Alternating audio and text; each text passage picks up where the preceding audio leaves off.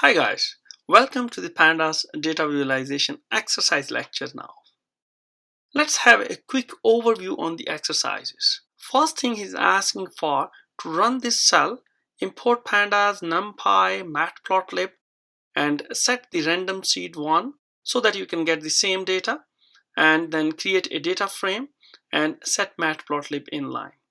The question he's asking for how many entries we have in our data frame that we have created here. So you can simply call info function here. I hope you still remember from the previous lectures. Check the head of the data frame and moving forward, recreate this plot. Try to match the color and size of the data points. You should be able to match the size of the figure as well. You need to pass in a couple of parameters to adjust the size, color, and all other required stuff. Create a histogram of the D column. So you have to recreate this plot. Change the style sheets, set for BMH, and add more bins. For example, he's asking for to add 50 bins to the same plot here. So the output will be this one.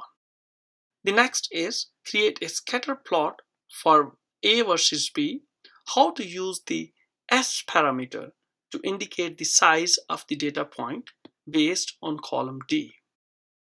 So you have to use column D to set the size of this bubble using parameter S. Moving forward, recreate the plot below. So this is hex bin plot. So you have to create this plot. The next one is create a KDE plot for D column. Moving forward, can you increase the line width and make the line style dashed? So do not use .kde for the plot here. So you have to increase the line width and change the line style from continuous line to the dashed one. So moving forward, create a box plot comprising all columns in the data.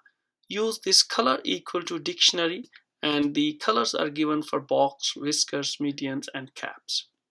So the next one is create an area plot of all the columns for just the rows up to 30. Hint is given, use .ix. The next one is try moving the legends in the plot above and display it outside the plot.